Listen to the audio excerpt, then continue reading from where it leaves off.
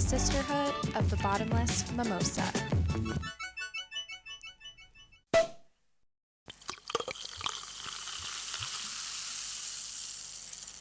Hello, friends. Welcome back to the pod. This is Melissa, and you are listening to Mimosa Sisterhood, where we pop bottles and celebrate women's wild and crazy and chaotic and hectic ass stories. Okay, we don't do that every episode, but today that is absolutely what we're doing. I am super amped. Today we've got a fun, well, I don't know that I'd say fun, but we have a Halloween episode. And it occurred to me a couple of days ago that I should probably release a Halloween themed episode. And so I pulled this shit together on the fly and we are doing it. It's just you and I today on this podcast, no guests. So the next hour is just me and you, baby. And I can't wait for it. All right. Halloween is this week. It's this coming Sunday. It's 2021. We're allowed to leave our houses. We can go out and trick or treat. Life is feeling a little bit more normal this week, and I am super excited about it. I mean, I'm 32 years old, so I don't exactly trick or treat anymore, but I am over the moon because this Halloween, I am going to a concert at the Hollywood Bowl. It's outside, don't worry.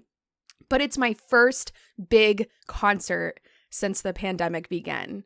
And I'm literally I cannot even contain myself. I am so excited. So, as some of you might know, if you've been listening to this show for this entire time we've been alive, I am a huge Grateful Dead fan. Have been for the past 12 years or so. And I'm going to go see Dead & Company. If you don't know who Dead & Company is, it is the remaining surviving founders of the Grateful Dead, Bob Weir, Phil Lesh, as well as everybody's favorite, John Mayer. I was never a John Mayer fan, like at all. When he was doing all those lovey-dovey, like romantic songs and people were just drooling over him, I wasn't a fan. But the day that I witnessed him play some Grateful Dead, I dropped dead.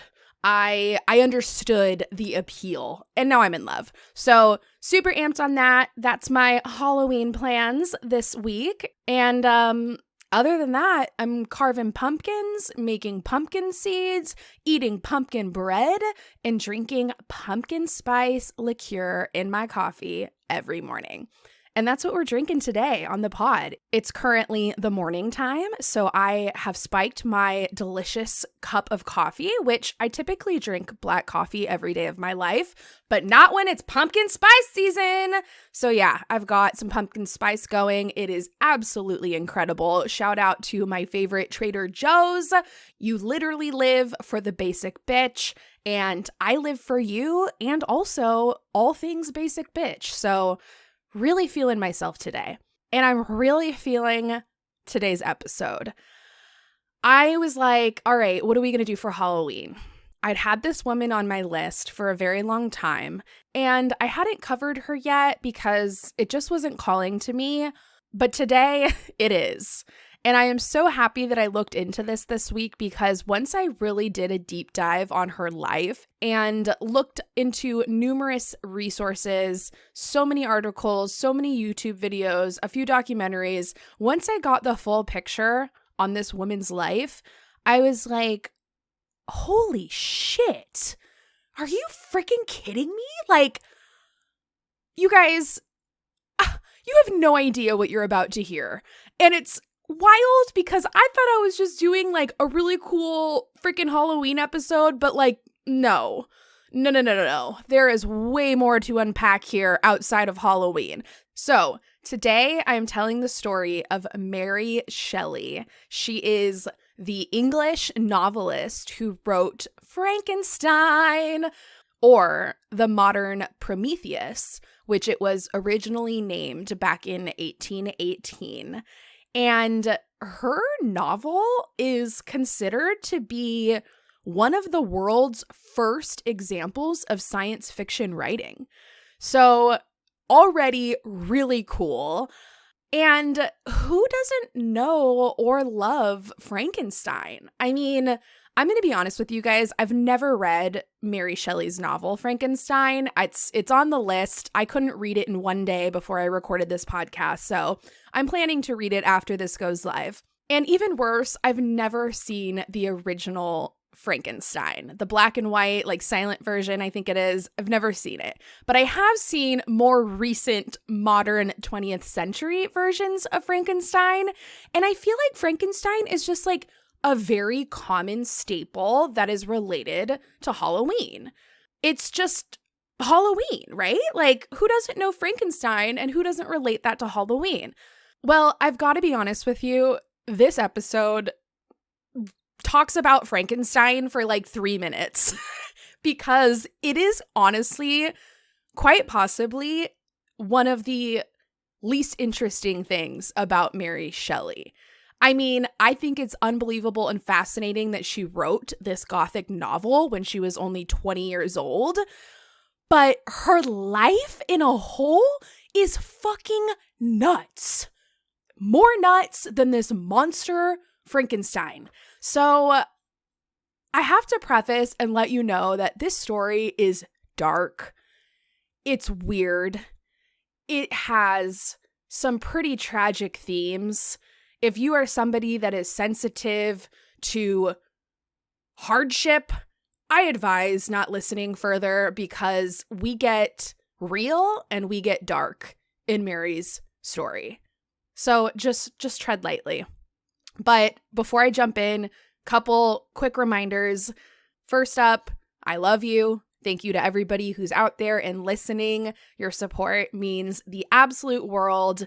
And I'm just so grateful that I get to do this and that I have people out there like you that tune in and enjoy these episodes. So thank you.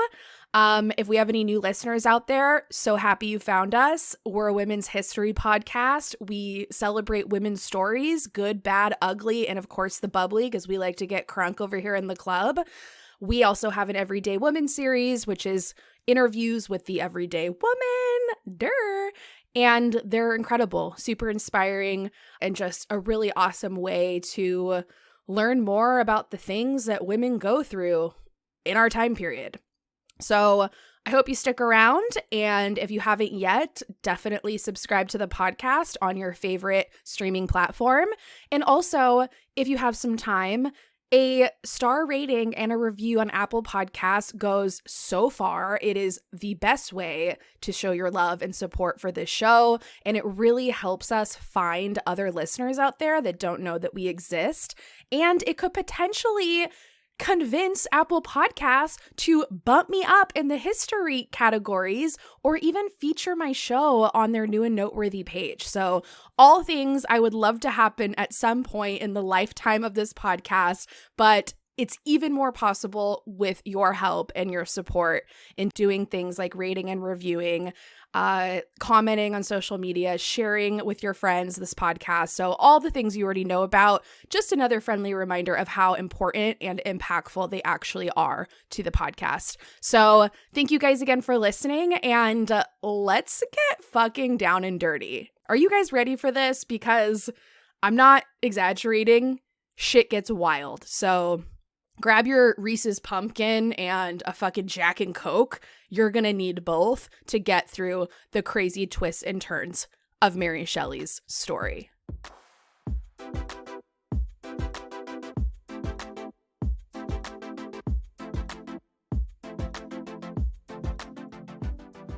All right, let's do this. Mary Shelley was originally born Mary Wollstonecraft Godwin on August 30th, 1797 in Somerstown, London.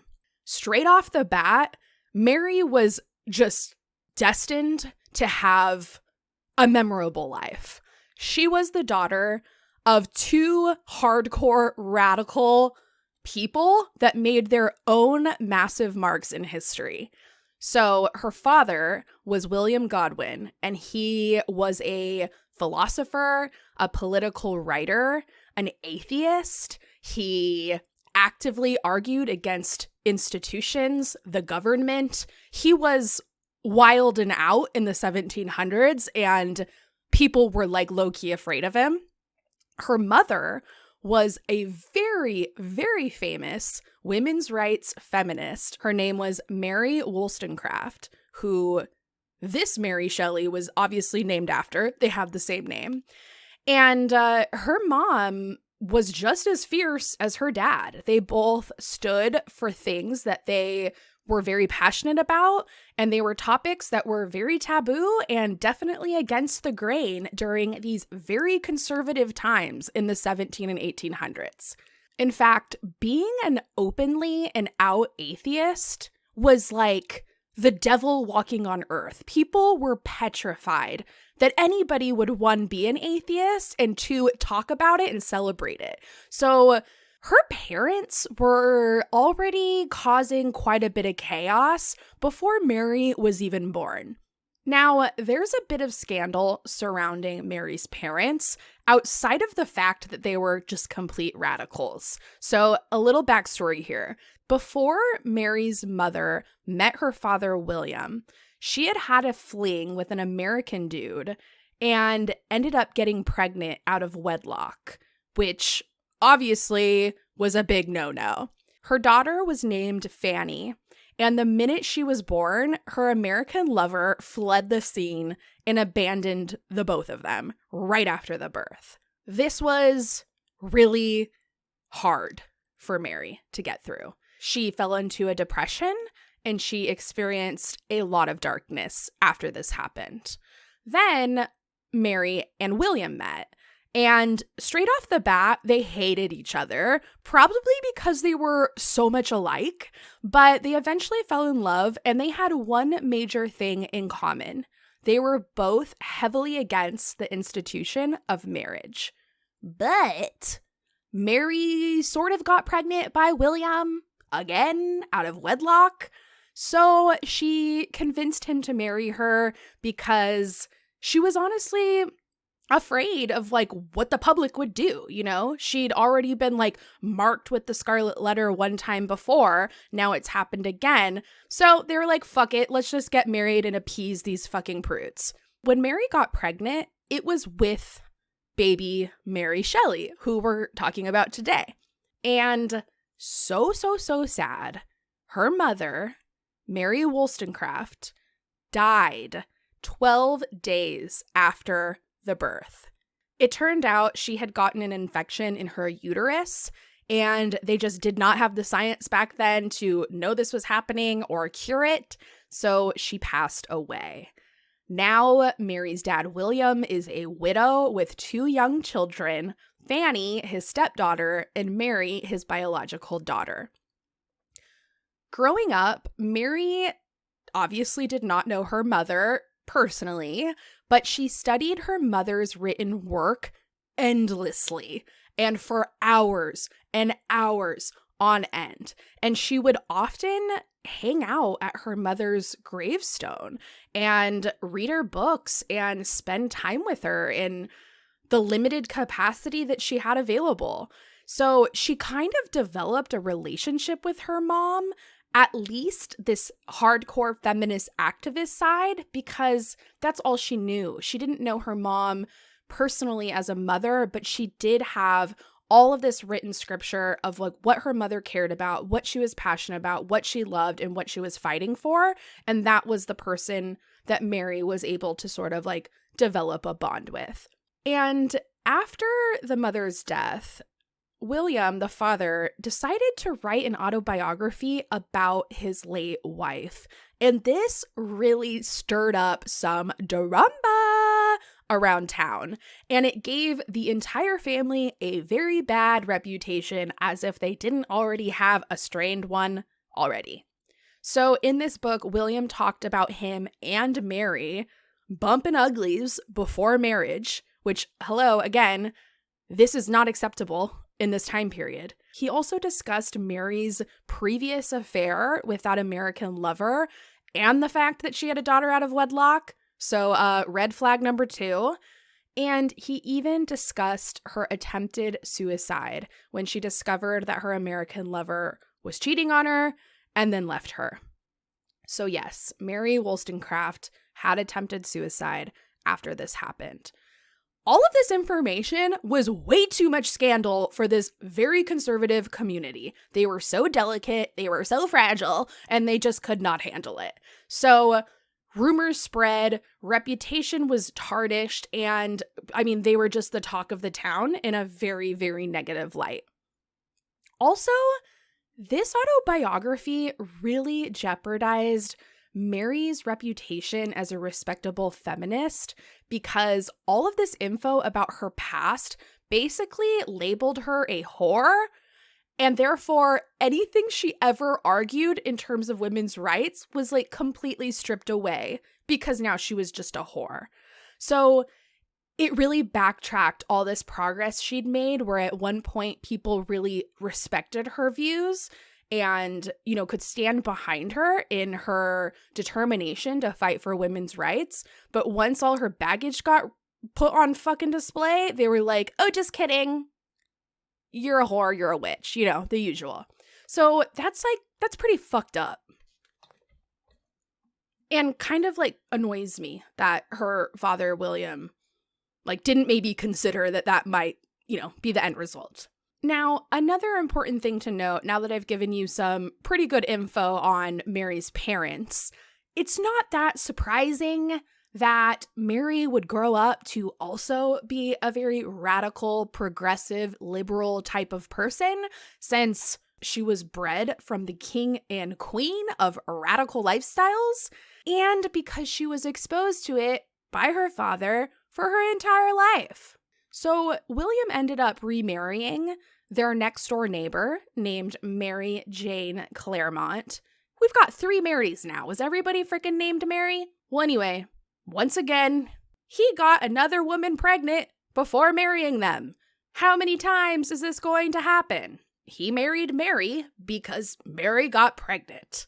But that's not all. Mary had 2 other children from previous affairs with 2 different dads. So right now we've got William, his new wife, Mary, Fanny, his stepdaughter, Mary, his biological daughter, Jane, his new stepdaughter, and Charles, his new stepson. And they've got another child on the way. So a shitload of kids.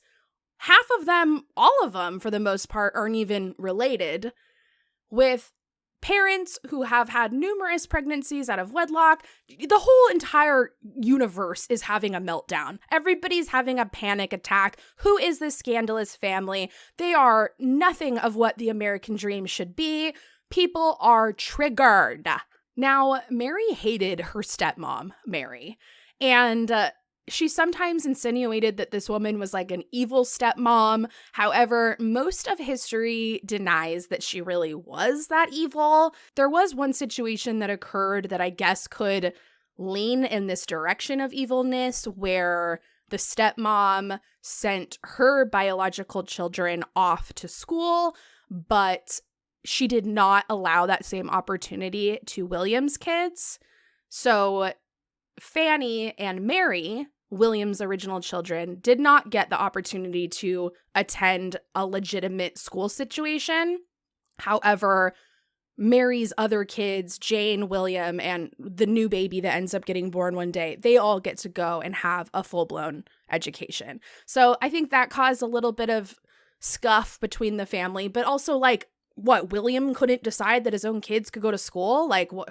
I don't know, whatever. So Mary hated her. She hated this woman, but I think it really was more about the fact that how all kids hate their new step-parents. Who is this adult? Why are you around? Who are these weird kids you brought into my life? What the hell's going on? You're screwing up our vibe. I want it to be me and my dad and my little sister. Who are all these people? So I think it was just the typical aggression that young children initially experience when their entire household sort of flips upside down.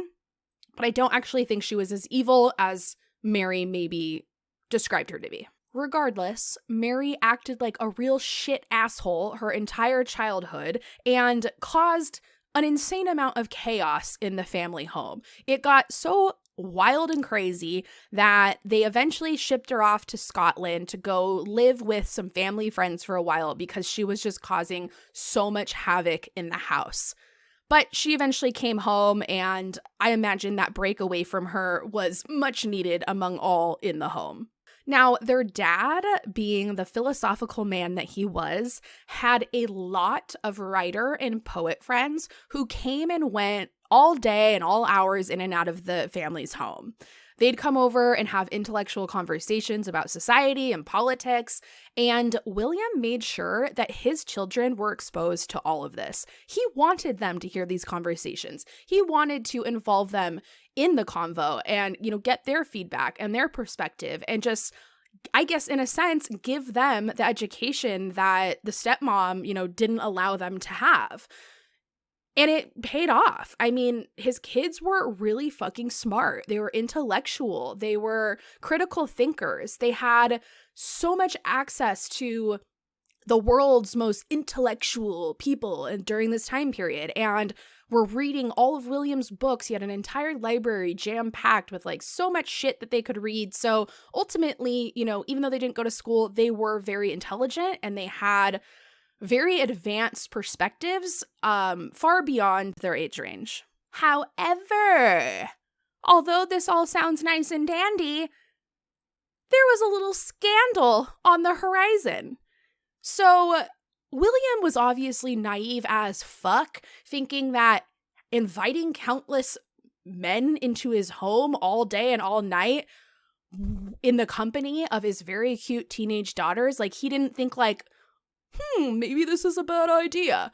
Well, it was, because one of the dudes that he brought into his house was 21-year-old Percy Bysshe Shelley, who was a radical reformist, a poet, an atheist, and the son of a very, very rich and wealthy landowner.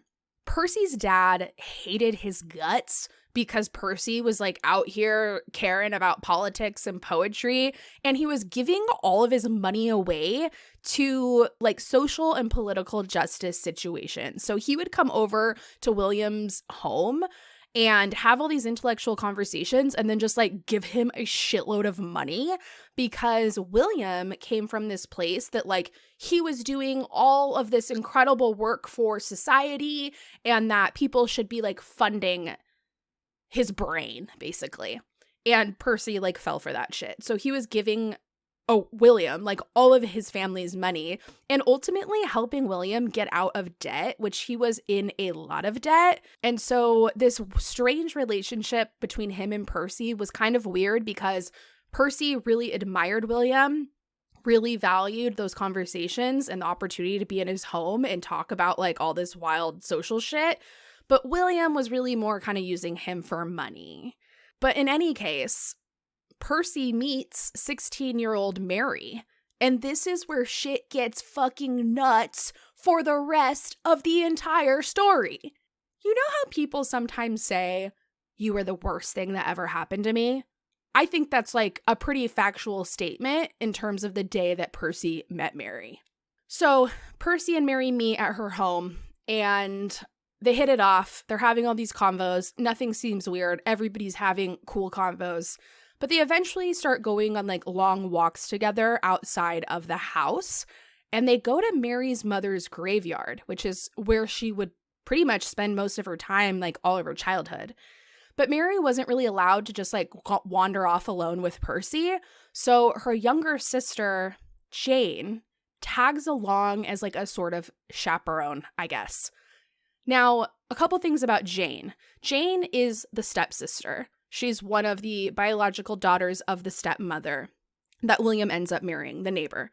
Jane eventually later in life changes her name to Claire, and I think she historically is better known as Claire. So I'm just going to call her Claire for the rest of this episode to just make it easier. No Jane Claire two name thing is not going to work. So Claire is now chaperoning Mary and Percy into the graveyards while they wander off and have these fantastic conversations and get a little flirting going. So while in the graveyard, Mary and Percy talk all about life, You know, they're doing the damn thing. They're super smart and they have all these radical beliefs and they're just like absolutely falling in love. All while poor little Claire sits off to the side, all awkward like the third wheel. It's rumored that Mary might have lost her virginity in this graveyard, in her mother's graveyard, near her mother's tombstone. And this is a very common thing that comes up many of times when people look up Mary Shelley. Like, it's like, you know, again, the scarlet letter that's stamped on her, the girl that banged it out in the mother's graveyard. And I looked into this. I read multiple different resources. Every single one insinuated that this legitimately happened. And if you think about it, if Mary really was hooking up in the graveyard with Percy, her sister was like loitering around, like steps away? I don't know. Very weird. Very strange. Now, if that's not weird enough to just like, you know, add a little sparkle to this situation, Percy was married and his wife was pregnant. And Mary knew all of this. Didn't give a fuck. Hashtag DGAF. So this little fling is going on for quite some time. And Mary's dad, William, is completely oblivious until one day Percy busts through the door of his house and declares his love for Mary and states that he wants to whisk her off out of the country and run away with her. So William is like, I'm sorry, what the fuck did you just say? And was like in complete and utter shock that like, one, you're banging out my daughter. She's 16. What the hell's going on? And two, you want to whisk her out of the country and run away with her? Like, hell effing no. Who the hell do you think you are? At the same time, William also learns that Percy is no longer going to be able to fund his social and political injustice gatherings because his family has now cut him off from the money because they found out he was just blowing it on like the boys club. So William is now like triple the amount of pissed off because this guy's banging his daughter and now he's not going to be giving him money anymore. So naturally, like any father would do, he forbids Mary and Percy from ever seeing each other again. But Mary couldn't understand why. And I've got to be honest, I feel like she has a point here. Because in Mary's perspective, she'd found the perfect guy. She found the guy that was an exact replica of her father, a guy who also embodied a lot of the same views that her mother had in terms of like, fuck marriage, fuck the institution, free love, all of these same things that her parents accompanied with them themselves and also actively exposed her to. So she's like, what the hell are you talking about? Like, everything you've ever preached to the choir, I've found and am now like jumping on board with. And now you're telling me I can't do it? Like, that doesn't make any sense. So without surprise, she said, screw you. And her and Percy took off to France. But wait, here's the kicker. Good old stepsister Claire joined them as the third wheel on their little romantic rendezvous getaway. Now, why in the world would third wheel Claire run off with these starstruck lovers?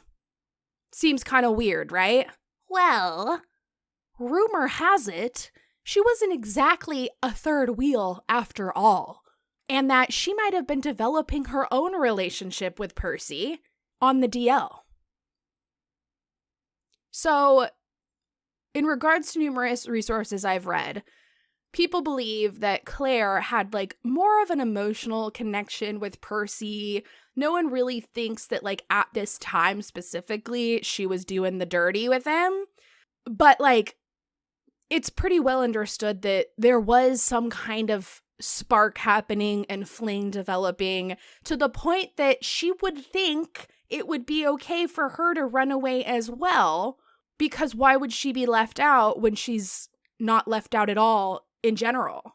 So these three youngins take off to Paris. They are traveling by donkey, mule, carriage, and on foot through France, which had recently been ravaged by war. And then they ultimately end up in Switzerland.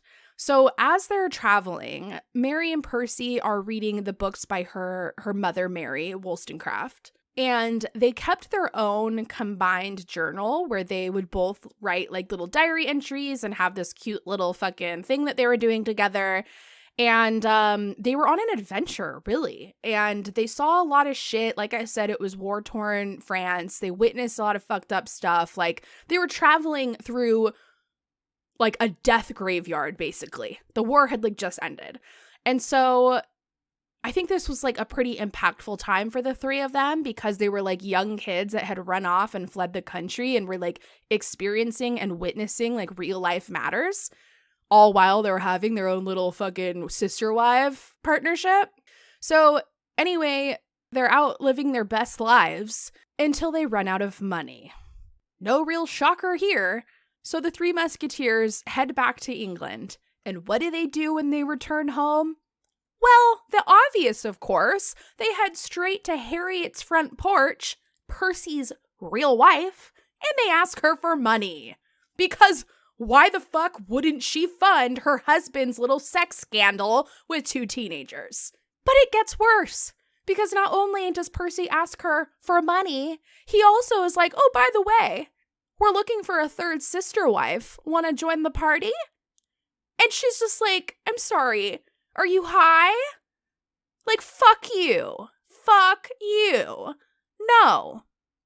So she's absolutely furious over this invitation, and she ends up just, like, giving this dude money, because I think at this point she's just like, God, you're such a sack of shit. Take this money and bounce the fuck out. Like, I don't ever want to see you again. And that's pretty much how that played out. So after this little pit stop at Harriet's house, they then head over to Mary and Claire's father's house, William, who is obviously pissed AF that his daughters, who just ran off out of the country, have finally returned on their little expat adventure. And they're just, like, casually knocking on the door like, yo, what up, Pop? So he's mad as hell. And he basically wants nothing to do with them. Like, will not make eye contact, will not speak to them, makes it very clear that they are chopped effing liver, and he's done with them. And so this is the first point in Mary's life where she experiences legitimate banishment from not only just people in general, but her father, who was her last living relative and somebody that she loved and admired. And, you know, this was really hard for her. You'd think that maybe she'd take that as a wake-up call to be like, oh no, maybe I'm doing something wrong here. But she did not.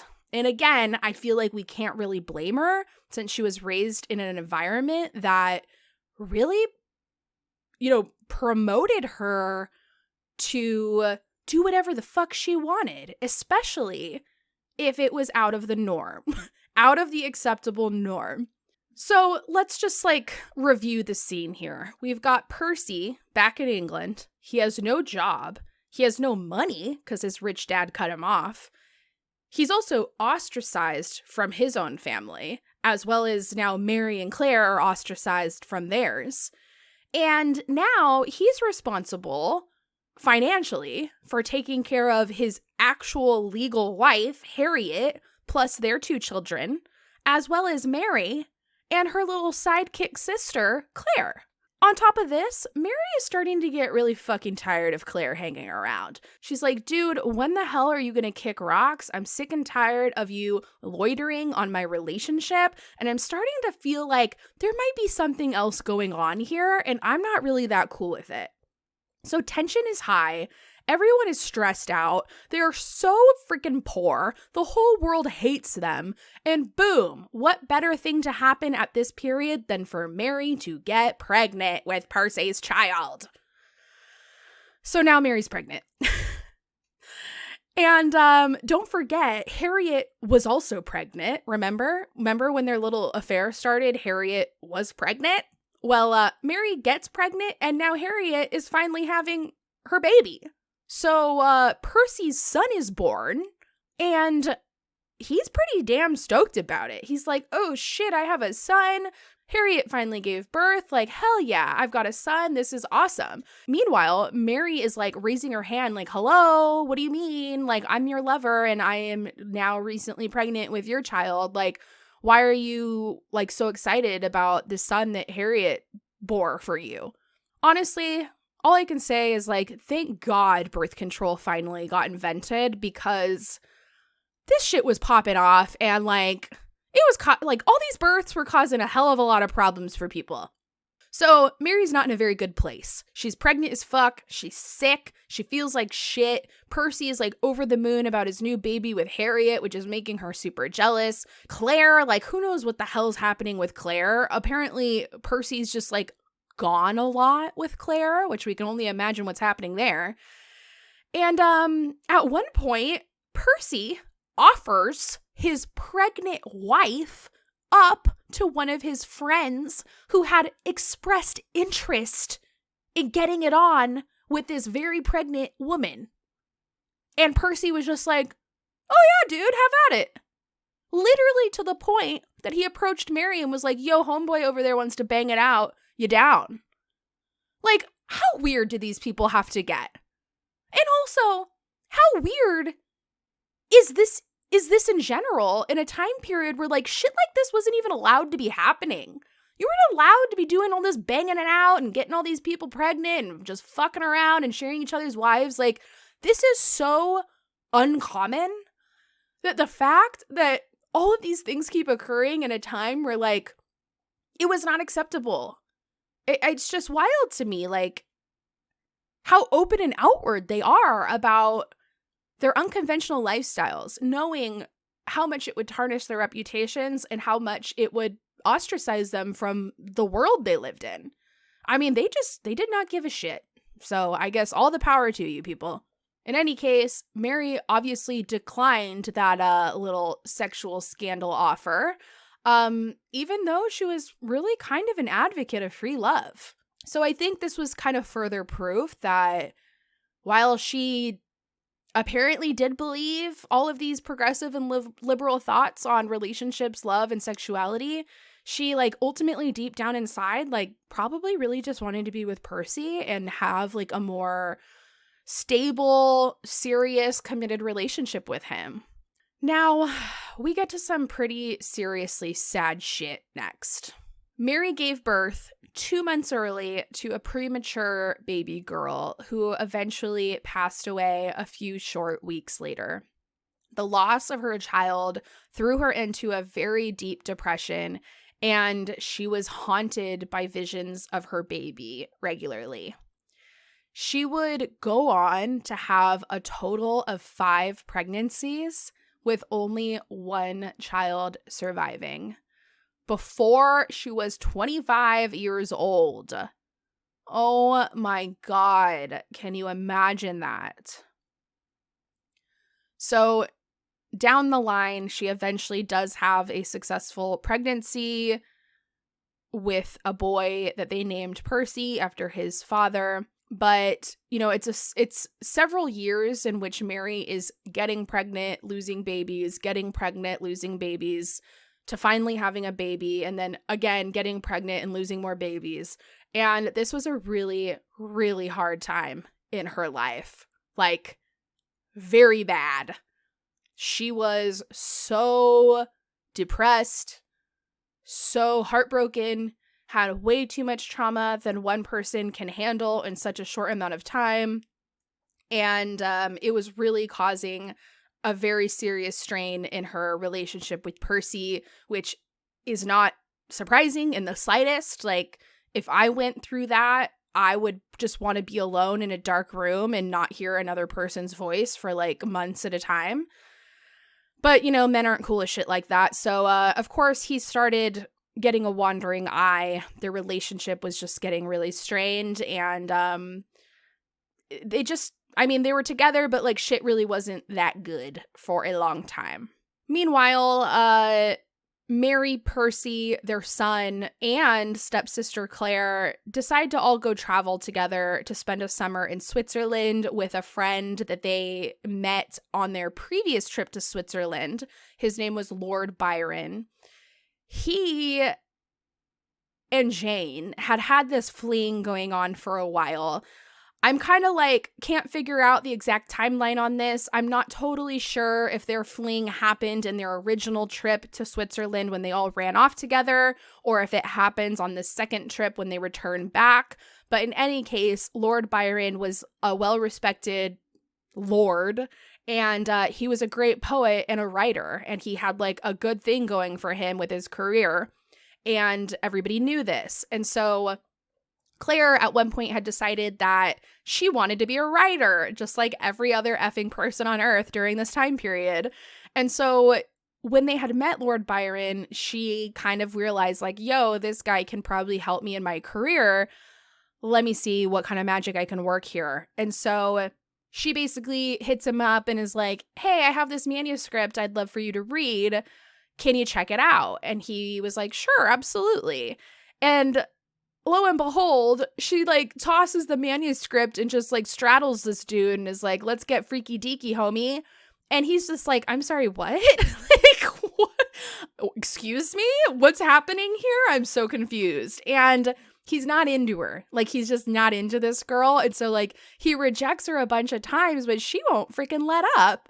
And eventually he gives in. And so they bang it out. She gets pregnant. What a shocker! So the four of them, Mary, Percy, Claire, and Lord Byron, they're hanging out. They all become like really close friends.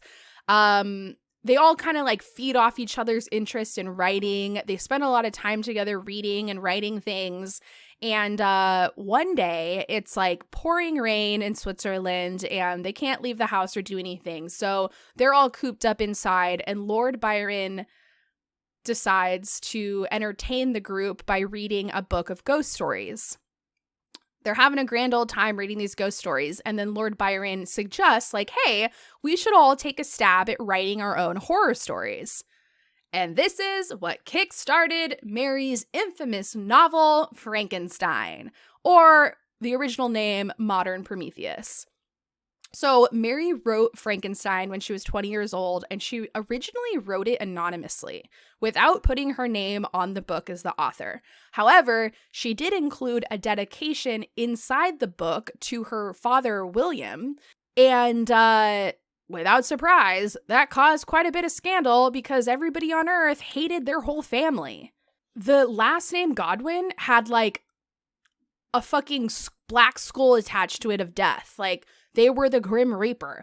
Everybody saw that name and was like, oh my God, we can't be a part of this. These people are horrible. So this caused the book Frankenstein to be rejected by 3 different publishers straight off the bat before it was finally accepted and published in 1818. And by the 1820s, Frankenstein was turned into a play and had become a very, very, very successful play with like multiple different variations. Like every play was a little different from the last, and the story kind of twisted and turned a little bit with each different version. It was like evolving over time and like changing quite a bit from the original written text of Mary Shelley's novel.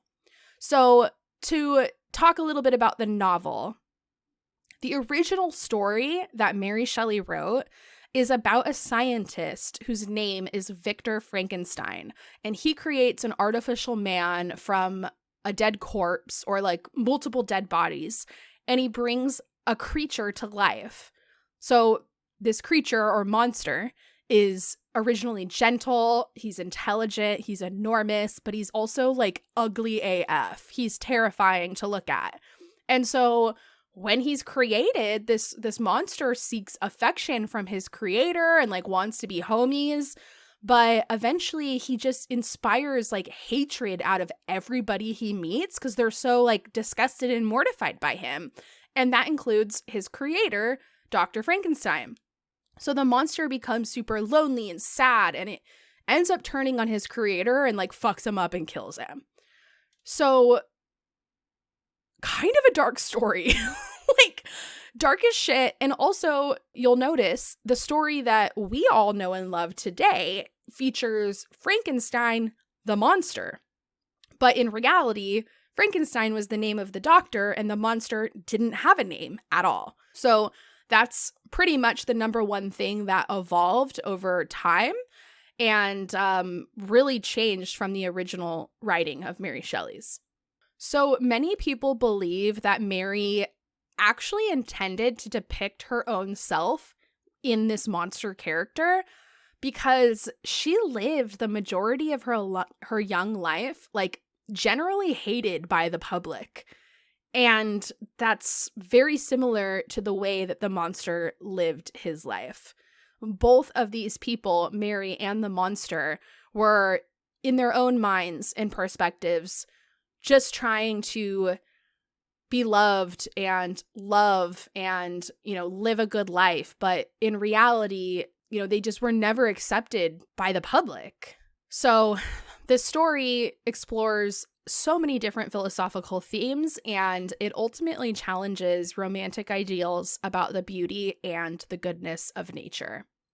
Now, the interesting thing is that Frankenstein didn't really blow up and become like this huge thing, this staple in pop culture until the 1980s. The 1980s! She wrote it in 1818. Like, what in the world? How did it take so long? It did not reach the level of fame that it is today for fucking a billion years. And the main reason for that is the fact that society was legitimately pissed off that William's name was in the book. Like I said earlier, the name held so much disdain that no one even wanted to read Frankenstein because of it. They wanted nothing to do with Frankenstein, William Godwin, Mary. Everybody hated that family. So Frankenstein got no love. And Mary did make money off of it, but it wasn't enough to make her famous and rich and live this lavish lifestyle. It just was a book that she wrote. Also, another important note is that there has been numerous arguments over the fact that did Mary Shelley even write Frankenstein? Did Percy write Frankenstein? Who wrote the book? And of course, haters gonna hate. Everyone's gonna be like, Percy wrote the book, not Mary, because men, are fucking heroes of the world. But based off Mary's own accounts, Percy's role in the creation of Frankenstein was really more of being a support system that urged her and pushed her and inspired her to even write the story. And he also offered her a lot of guidance on the way. So I kind of think of his role as being similar to what an editor is for an author today, where editors work with the author and, they read the story and they suggest revisions or a better way to develop characters, whatever the hell they do. That's what I imagine Percy was to Mary while she was writing this story. And newsflash, she wrote the damn story, so start giving her fucking credit. So now after Frankenstein was officially published, Mary continued to write her entire life. She was a full-blown professional writer, which somehow is escaped in her story historically. Most people look at her as a one-book author. This was her one-hit wonder. It wasn't. She wrote a lot of shit. She worked as a writer for Lord Byron in helping him produce whatever he was writing. She worked with Percy on what he was writing. So she had a large influence with other writers, as well as writing a lot of her own books. But she also used writing as sort of a coping mechanism to get through a lot of hardship that she experienced in her life, which I can relate. I wrote for years when I was in my teenage years, in my 20s, and girl, I was going through some shit, and writing seriously helped me get through the shit that I was going through. So I totally can relate to that. But newsflash, there's still a lot more hardship to come in Mary's life. We aren't even remotely close to finishing up the trauma. So On their return back to England from Switzerland, Mary and Percy move in with Claire, and they pretty much like make a pact to help keep her pregnancy a secret. Because remember, Lord Byron got her pregnant. Not totally sure why they want to keep it a secret. I think like in order to like prevent any further damage to the family's reputation, because now there's another person that's pregnant out of wedlock. And I think also they didn't want their father to find out, because like he was already hating their guts and ostracized them. And I think this would have been like, you know, the tip of the iceberg.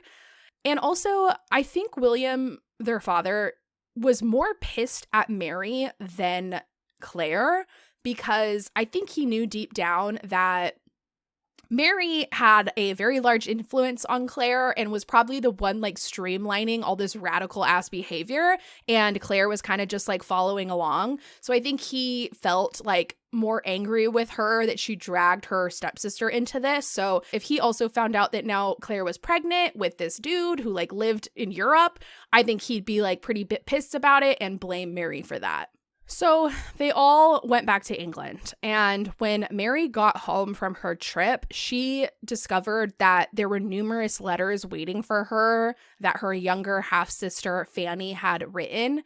She opens up these letters, and like it's very clear that something is very, very wrong. So the first letter basically alludes that Fanny is extremely unhappy in her life and just saying that she's going through hard times and just like really struggling.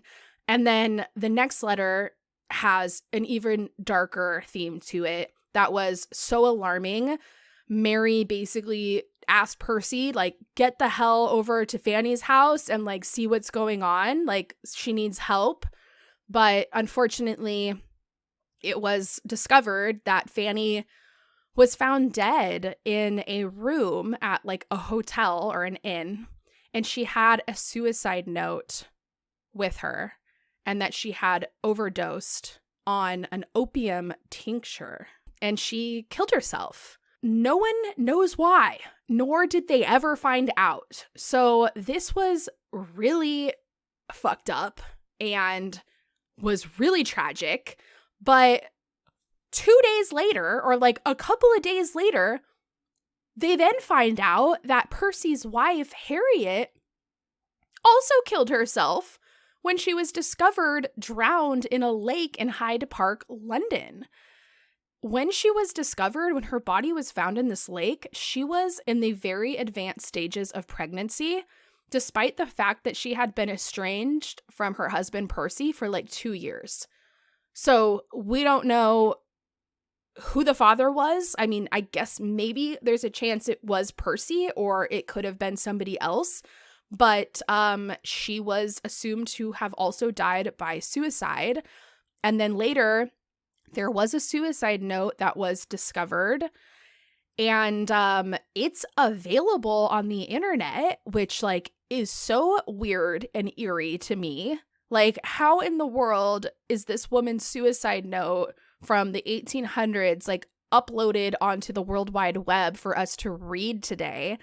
That is just so dark and horrible. I did not read the entire letter or straight from the letter, but I did read an article, a resource that had like taken a quote out of the suicide note. And I'm not going to like read it verbatim, but the note basically stated that she was really miserable in her life, like extremely miserable on a level that like no one could understand, and that she hoped that her family and friends would find comfort in knowing that she was no longer having to live life in misery. And she also called out Percy Shelley and basically said like, yo, maybe it wouldn't have ended up this way if you didn't fuck me over so bad and humiliate me and make me the laughingstock of the town. But she also included that she did forgive him for all that he had done. So I do think it's important that we kind of look into this a little deeper, because this is now the second time in this story that we have seen a woman attempt suicide as a result of being abandoned by their husbands and lovers. We saw this happen in Mary's mother's story, where the American lover that she had and got pregnant with Fanny by had abandoned her, and she had attempted suicide as a result of that.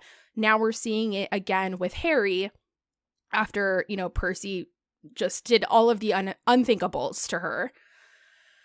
And I think it's interesting because while it seems like such an extreme length to take, I mean, especially in 2021, like, who is not getting fucking divorced or cheating on their spouses? Like, I feel like it's the most common thing on earth and, like, not even remotely shocking. And people don't even, like, get public shame over it, like, at the extent that you think maybe they would. It's just become such a common thing in our society that, like, it's like, oh, wow, he cheated, or, oh, she cheated, like, fuck, that sucks, and then we're over it. But back in the 17 and 1800s, like, people were so fucking conservative and so stuck up and so, like, terrified of anything outside of this American dream in life, man, woman, children, marriage. Like, I'm sure religion played a very heavy role in creating those, like, dynamics and those norms.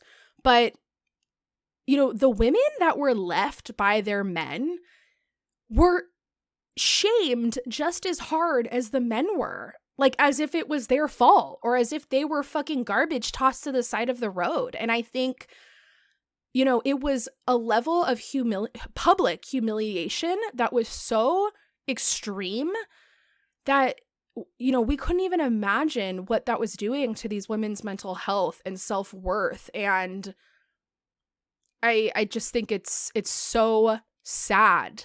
It is so sad. It's like the original bullying, to think that a society would shame and bully a woman so horribly to the point they have to take their own life because their husbands left them. I cannot even imagine. And I sympathize so much for all of the women during this time period that went through this. It's unimaginable, and it makes me so sad. And I just feel so sorry about this. And a lot of other people did too when they found out that Harriet took her own life. And they blamed Percy and Mary. They were, like, looking right at them and being like, really, guys? Really? And it further ostracized them from the community that had already hated them and ostracized them. But, like, oh, apparently that wasn't difficult enough for these two fucking idiots because they got married, like, 2 weeks later. They waited, like, a full 2 weeks for Harriet to pass away and, like, the mumble and grumble to die down before they hit the aisle and tied the knot. But it wasn't all about romance and love and Disney Channel original movie. They had an ulterior motive. Well, Percy had an ulterior motive. So Harriet's last dying wish was that she wanted her own sister to take care of her children. She was like, Percy, fuck you. I'm taking my own life. You're a dick.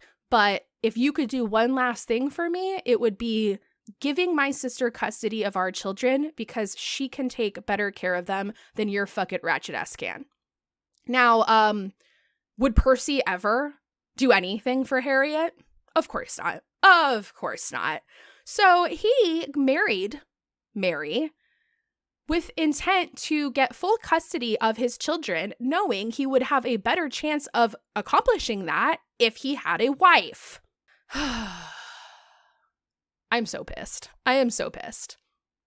But also, that just didn't work because Percy was deemed an unfit father, caretaker, and people were like, you can't raise these children. You have a lackluster social life. You have radical views on society. You are not allowed to take care of these two children. You'll ruin their lives and destroy their brains. And so they were put up into foster care and given away to foster parents instead of being in the hands of their aunt who loved them and knew them and cared for them. And that is something that Percy allowed to happen. God, can we hate this guy anymore? Like, can we hate him any fucking more? Like I said, the worst thing to happen to Mary and Harriet and everybody else on planet Earth. So let's like check in on Claire real quick because like we haven't heard from her in a while and like shit's just hitting the fan with Claire. So she was pregnant by Lord Byron. And remember, they were like keeping her a secret, not letting anybody know she was pregnant. So she eventually gives birth to Lord Byron's child, which is a little girl that they named Allegra. And remember, Lord Byron never liked Claire to begin with. He was like, ugh, whatever, I'll just be with her to like get it over with because like who doesn't love a little P in the V? And then she got pregnant. He was like, dear Lord, did that really just fucking happen? I'm screwed. So once their baby was born, he like kind of pulled some shady shit and was like, listen, Claire, we all know that I can take far better care of this baby than you can because I mean, let's face it, you're born in a family of like the most hideous people on planet Earth. Like, I can't let you take care of our baby. Like, you are trash. So she basically is like, okay, and hands her baby off to Lord Byron. And he gets full custody. So like, keep in mind, they're in two different countries. She's like in England and he's like in Switzerland or Italy somewhere. So she like goes over to whatever country he's in, passes off Allegra to him, heads back home, and basically just gives up her kid. Now, just like Percy, this motherfucker made a real big mistake because instead of raising his own child, he just passed Allegra off to a convent of nuns and was like, hey, raise this baby and do it well. But, it didn't really pan out as he'd wished because Allegra ended up contracting typhus at the convent and she died by the age of 5. And before she died, within the years of like being born to age 5, Claire had reached out numerous times, regretting what she'd done, wanting to like get back with her daughter, wanting to figure out how she could at least have partial custody or see her child, which never happened. And then she died. Really fucking sad shit for everybody in this story. Holy hell. Like, I'm telling you, the 1800s were a rough time to be alive. So bad. Then in 1822, Mary has her last and final miscarriage. So this is like her 5th pregnancy, ends in a miscarriage. Like, dear Lord. And this same fucking year, right after she miscarries, Percy, good old charming Percy, dies in a total freak accident at 24 years old. I mean, to be honest, that's the best thing that's happened yet. He was like, had gone off to see friends and had to like travel via boat to visit these friends somewhere. And on his way back, a storm hit and he got thrown overboard and drowned, along with everybody else on the boat. Mary had no idea that this even happened until his body washed up on shore and the authorities were like, whoa, Percy's dead. I'm telling you, the amount of trauma this woman has gone through in such short amounts of time, it's unimaginable. So after this happened, Mary tried to contact Percy's rich family and was like, your son died and I have his child and like, we need help.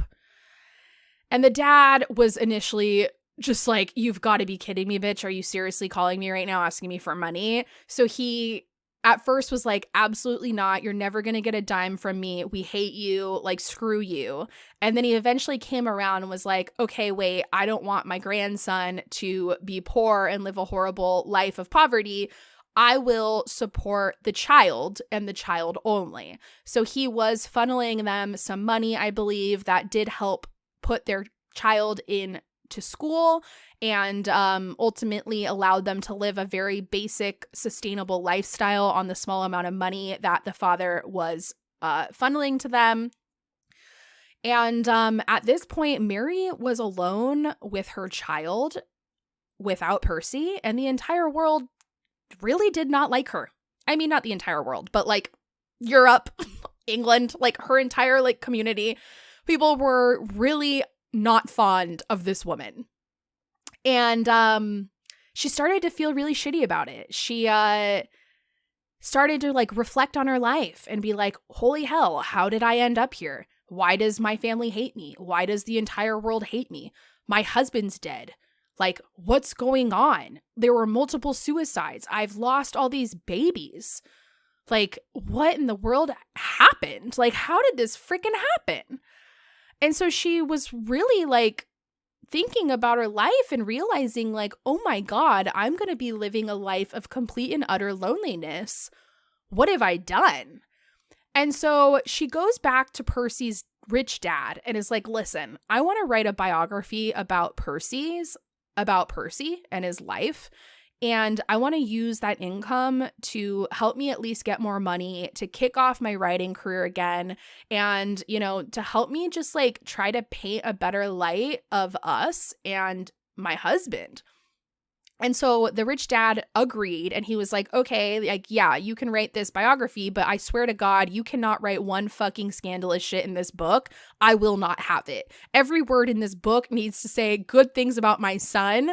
Like, you will not continue to further damage our reputation. And she was like, no, I promise. Like, I won't do that. Which is funny because remember her dad, William, wrote a biography about the mom, Mary, and wrote so much scandalous shit that just like kicked off their bad reputation. So Mary knew, like, I can't repeat history because I know how that panned out. So she agreed, wrote this biography, wrote all great, fantastic things about Percy. I can't even imagine what bullshit she had to make up. And published the book, and it you know, helped her get a little money on the side. And after this, she decided to rewrite Frankenstein. Like, she went back to her original writings of Frankenstein and, you know, jazzed it up a little bit and decided that she was going to figure out how to make this story a little bit more conservative and appease the public and make them, you know, accept her and the book, since originally no one was having it because her father's name was tied to it. So she revised it, made a second version, which was like way more approachable, and society felt a lot better about reading it and, you know, supporting the story. And really, like, it's just further proof that she was trying so hard to make a change in her life and transition into like a better future with like less resistance and less hatred and less hardship. And it was really hard for her to actually accomplish that, because it turned out that like all of the damage that had been done was almost impossible to repair.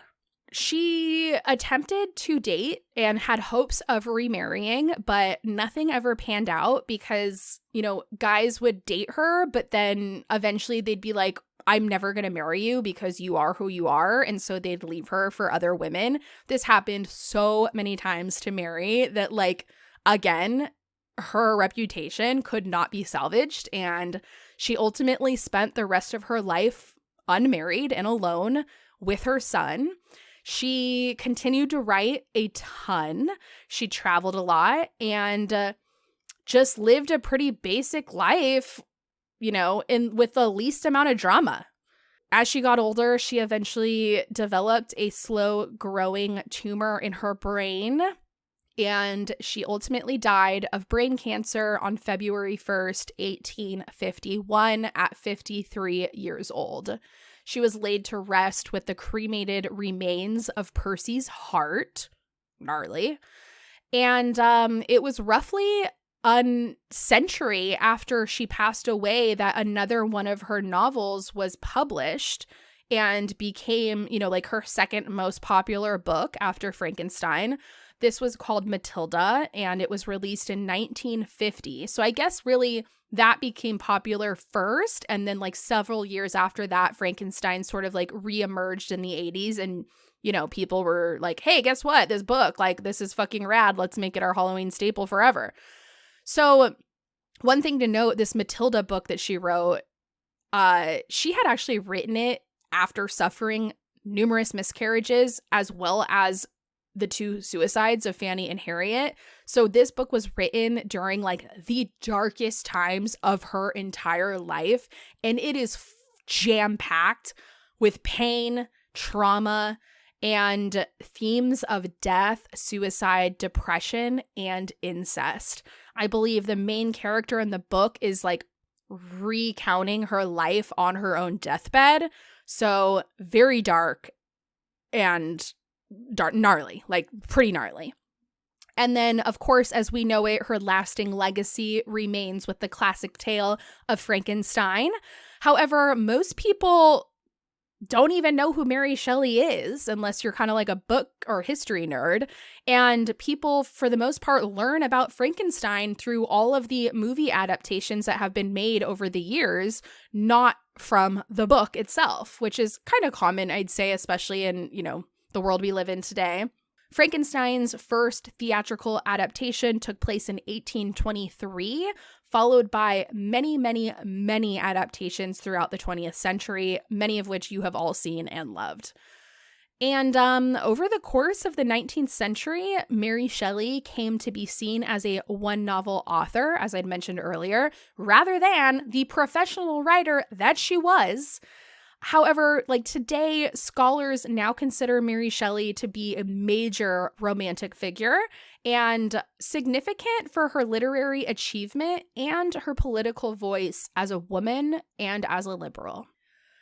And that, my friends, is the story of Mary Shelley, the author of everyone's beloved Frankenstein. I need a deep breath and to meditate after this. What a story. What a life. Oh my God. I can't even believe the majority of this shit is real and it really happened.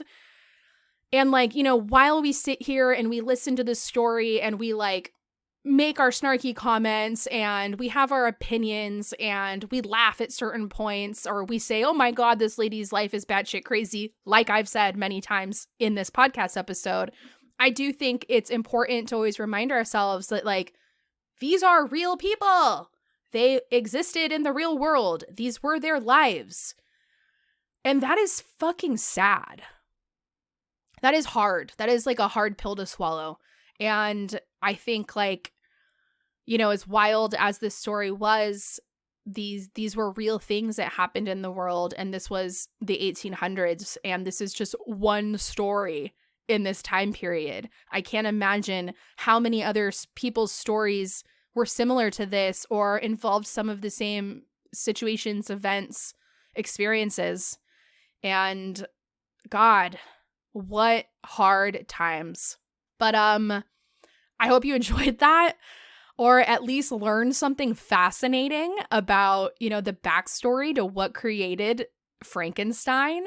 And, this Halloween, I hope when you see pictures of Frankenstein or we rewatch those movies on Netflix, or, maybe read the book to think about this woman behind the story that you and I all know and love today in 2021.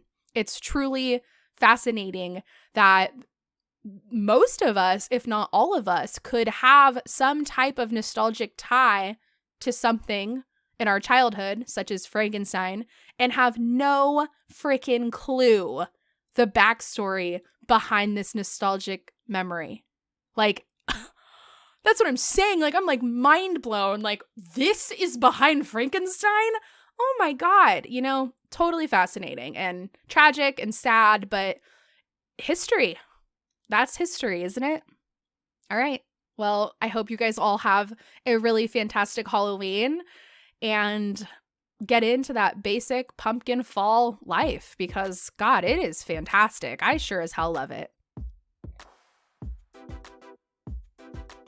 Thank you guys again so much for listening to today's episode. I hope you enjoyed learning a little more about the backstory and the history of some of our favorite Halloween characters. And I hope you enjoyed hanging out with me on this solo episode. If you enjoyed this episode, if you learned something fascinating and new today, and you have friends out there that you think would love this, send this podcast episode to them via text message, via email, share it on social media, tell your neighbor. Word of mouth recommendations are truly the most effective and helpful way to support this podcast. Thank you so much. Happy Halloween, and I will see you next time. Bye.